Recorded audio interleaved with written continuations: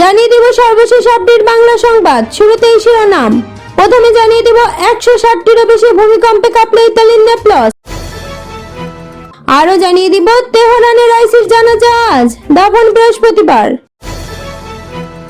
এখন জানিয়ে দিব ফিলিস্তিনিকে আজ স্বাধীন রাষ্ট্রের স্বীকৃতি দেবে আয়ারল্যান্ড। সর্বশেষ জানিয়ে দিব নরওয়ের ঘোষণা, পরোয়ানা জারি হলে নেতানিয়াহুকে গ্রেপ্তারে বাধ্য তারা। এতক্ষণ শুনছিলেন সংবাদ শিরোনাম, এখন থাকছে বিস্তারিত। ইতালির দক্ষিণাঞ্চলের নেপলসের আশেপাশের এলাকায় অনেকগুলো ভূমিকম্পের পর বাড়িঘর খালি করা হয়েছে এবং বহু স্কুল বন্ধ করে দেওয়া হয়েছে। স্থানীয় সময় সোমবার সন্ধ্যা ও রাতে 160টিরও বেশি ভূমিকম্প রেকর্ড করা হয়েছে।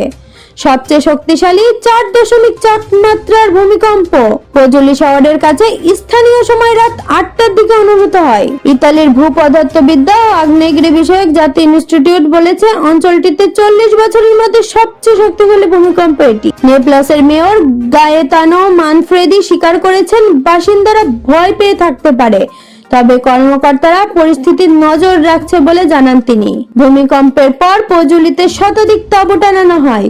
কিছু বাসিন্দা রাতের বেশিরভাগ সময়ই রাস্তাতেই কাটিয়েছে, কেউ কেউ আবার অন্য জায়গায় আত্মীয়দের কাছে চলে যান। স্থানীয় গণমাধ্যম জানিয়েছে গত কয়েক মাসে কম মাত্রায় কয়েক দফা ভূমিকম্প হওয়ার কারণে বেশ কয়েকটি পরিবার এলাকা ছেড়ে চলে যাওয়ার কথা ভাবছে।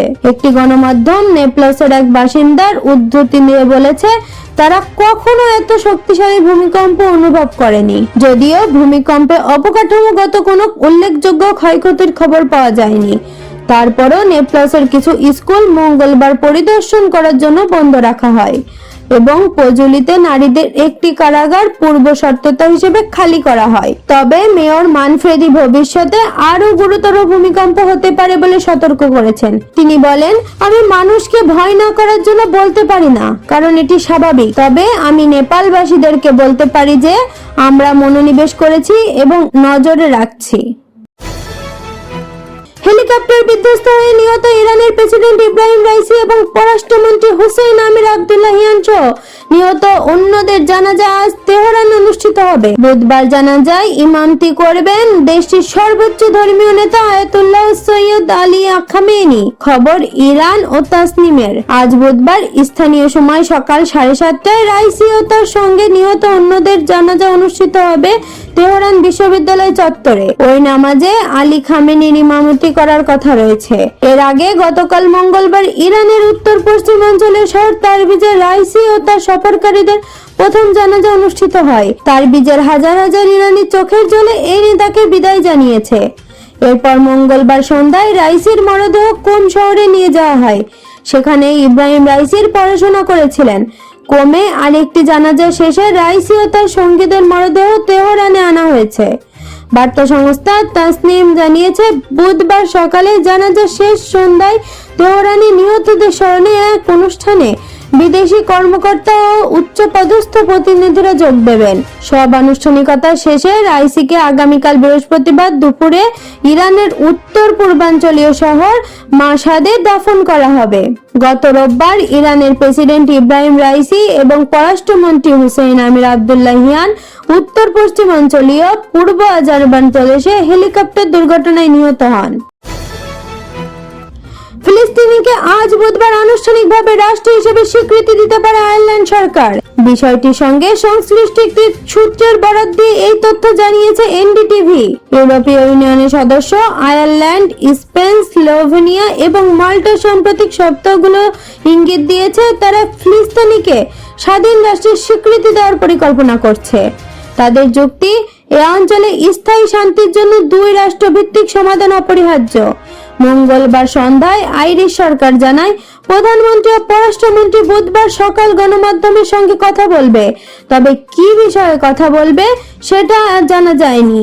সম্প্রতি বেশ কয়েকটি রাষ্ট্র ফিলিস্তিনিকে স্বাধীন রাষ্ট্রের স্বীকৃতি দিয়েছে। সর্বশেষ গত 8 মে ফিলিস্তিনিকে স্বাধীন রাষ্ট্র হিসেবে আনুষ্ঠানিকভাবে স্বীকৃতি দেয় ক্যারিবীয় দ্বীপপুঞ্জের দেশ বাহামাস। মূলত 2012 সালে ফিলিস্তিনি জাতিসংঘের সাধারণ পরিষদের পর্যবেক্ষক রাষ্ট্র হিসেবে স্বীকৃতি পায়। তখন দেশটির দূতকে জাতিসংঘের সংস্থাগুলোতে অংশ নেওয়ার অনুমতি দেওয়া হয়েছিল। তবে কোনো ভোট দেওয়ার ক্ষমতা দেওয়া হয়নি। গত 18 এপ্রিল জাতিসংঘের নিরাপত্তা পরিষদে ফিলিস্তিনের পূর্ণ সদস্য পদের অনুরোধে একটি প্রস্তাবে ভোট দেয় মার্কিন যুক্তরাষ্ট্র। 15 সদস্যের নিরাপত্তা পরিষদে ওই ভোটে ফিলিস্তিনের পক্ষ ছিল 12টি রাষ্ট্র। ভোট দেওয়া থেকে বিরত ছিল যুক্তরাজ্য ও সুইজারল্যান্ড।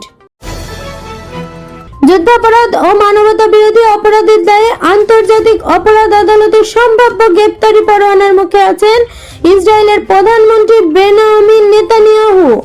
ইতিমধ্যে আইসিসিতে তার বিরুদ্ধে ওয়ারেন্ট জারির আবেদন করা হয়েছে। এই পরিস্থিতিতে পরোয়ানা জারি হলেই নেতানিয়াহুকে গ্রেপ্তারের ঘোষণা দিয়েছে নরওয়ে। দেশটি বলেছে, আইসিসির ওয়ারেন্ট জারি হলে নেতানিয়াহুকে গ্রেপ্তার করতে তারা বাধ্য। তুরস্কের সরকারি বার্তা সংস্থা আনাদোলু এক প্রতিবেদনে এই তথ্য জানিয়েছেন। প্রতিবেদনে বলা হয়েছে, আন্তর্জাতিক অপরাধ আদালতের বিচারকদের প্যানেলে পরোয়ানা জারি করলে নরওয়ে ইসরায়েলের প্রধানমন্ত্রী বেনিয়ামিন নেতানিয়াহু এবং প্রতিরক্ষা মন্ত্রী ইয়োব গ্যালেন্টারকে গ্রেপ্তার করবে বলে ঘোষণা দিয়েছে। প্রথম ইউরোপীয় দেশ হিসেবে মঙ্গলবার নরওয়ে এমন ঘোষণা দিয়েছে।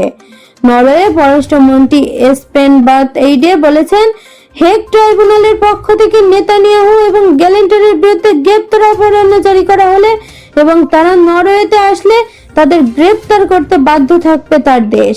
নরওয়ের একটি অনলাইন সংবাদপত্র বলেছে, নেতানিয়াহু নরওয়ে সফরে আসলে তাকে প্রত্যাবর্তন বা যথাযথ কর্তৃপক্ষের কাছে সমর্পণের ঝুঁকি রয়েছে বলে নিশ্চিত করেছেন পররাষ্ট্রমন্ত্রী এসপে বাদ এইডে। মূলত গাজায় যুদ্ধাপরাধের পরিকল্পনা ও তা বাস্তবায়নের অভিযোগে ইসরায়েলের প্রধানমন্ত্রী বেনিয়ামিন নেতানিয়াহু এবং ইসরায়েলের প্রতিরক্ষা মন্ত্রী ইয়োব গ্যালেন্টারের বিরুদ্ধে গ্রেপ্তারি পরোয়ানা জারির আবেদন জমা পড়েছে নেদারল্যান্ডসের হেগ শহরে অবস্থিত আন্তর্জাতিক অপরাধ আদালতে। আইসিসির শীর্ষ প্রসিকিউটর করিম আসাদ আহমেদ খানের দপ্তর থেকে এই আবেদন করা হয়েছে। সোমবার করিম খান জানান, তিনি নেতানিয়াহুর বিরুদ্ধে গ্রেপ্তারি পরোয়ানা জারির আবেদন করেছেন। এছাড়া হামাসের প্রধান ইসমাইল হানিয়া এবং হামাসের অন্য 2 নেতার বিরুদ্ধে গ্রেপ্তারি পরোয়ানার আবেদন করেছেন তিনি। এখন হামাস ও ইসরায়েলি নেতাদের বিরুদ্ধে গ্রেপ্তারি পরোয়ানা জারির বিষয় বিবেচনা করবেন আইসিসির বিচারপতিদের একটি প্যানেল। মূলত করিম খানের অফিসের উপস্থাপিত প্রমাণগুলো মূল্যায়ন করবে তারা। পরোয়ানা জারি হলে আদালতের রোম সংবিধানের স্বাক্ষরকারী দেশগুলোর সুযোগ থাকলে সংশ্লিষ্ট ব্যক্তিদের আটক করতে বাধ্য থাকবে। আজকের খবর এই পর্যন্তই। পরবর্তী খবর সবার আগে পেতে বিবিসি ওয়ার্ল্ড চ্যানেলটি সাবস্ক্রাইব করে রাখুন।